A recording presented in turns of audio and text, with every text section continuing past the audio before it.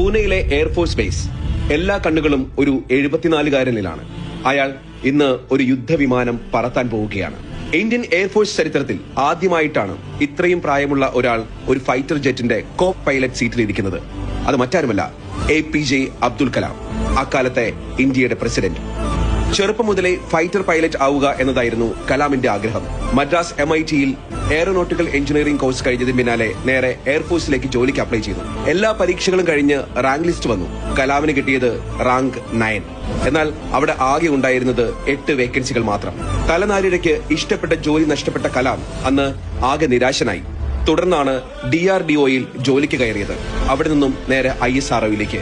തുടർന്ന് ഇന്ത്യയുടെ വൻ ബഹിരാകാശ ഗവേഷണങ്ങളുടെ ബ്രെയിനായി, നാടിന്റെ മിസൈൽ മാനായി. പിന്നെ ഇന്ത്യയുടെ ഏറ്റവും ജനകീയനായ പ്രസിഡന്റ് ആവാനുള്ള നിയോഗമായിരുന്നു അദ്ദേഹത്തെ കാത്തിരുന്നത്. കാലം ഇത്ര കഴിഞ്ഞിട്ടും യുദ്ധവിമാനം പറത്തുക എന്ന ആഗ്രഹം ബാക്കി. അങ്ങനെയാണ് 2006-ൽ അദ്ദേഹം സുഖോയി പറത്താനിറങ്ങുന്നത്. 50 വർഷം മുൻപ് എയർഫോഴ്സിന്റെ കുപ്പായം നിഷേധിക്കപ്പെട്ട അദ്ദേഹം ഇന്ത്യയുടെ സർവ്വ സൈന്യാധിപൻ എന്ന നിലയിൽ ആ ഫൈറ്റർ പൈലറ്റിന്റെ കുപ്പായം അണിഞ്ഞു. കലാമിന് കാലം കരുതി വെച്ച ഒരു സമ്മാനമായിരുന്നു ആ മുഹൂർത്തം.